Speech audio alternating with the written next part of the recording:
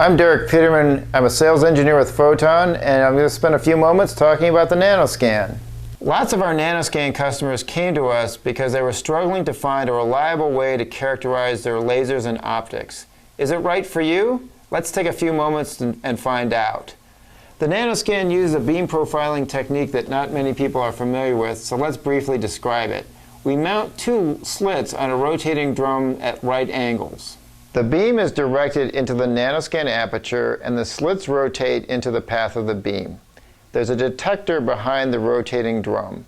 The detector photo-induced current is measured as a function of the slit position to generate two right-angle linear profiles of the beam.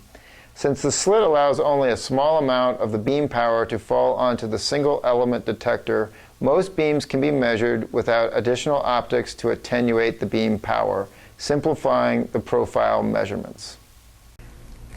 We're here inside Photon's conference room with a simple Heaney laser with a few milliwatts of power and one of our NanoScan models to show you how this works. Just turn on the laser so the beam is inside the NanoScan aperture, and there's the beam.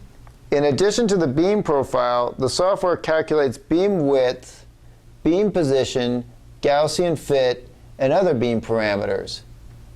There's an optional power window to measure beam power, and an M-squared wizard for manual measurements of M-squared. You may be telling yourself, Heaney lasers are pretty simple generic lasers. What about my high-power laser? Well, let's go to Photon's lab and look at that. Here in Photon's laboratory, we're here with a high-power neodymium YAG laser and a pyroelectric NanoScan for high-power lasers. This scan head can actually take up to 100 watts unattenuated. For the safety of our camera crew, we'll keep the power of this laser down to about 2 watts, but just like last time in the conference room, we line up the NanoScan with the laser, make sure it's in the aperture, and there's our beam.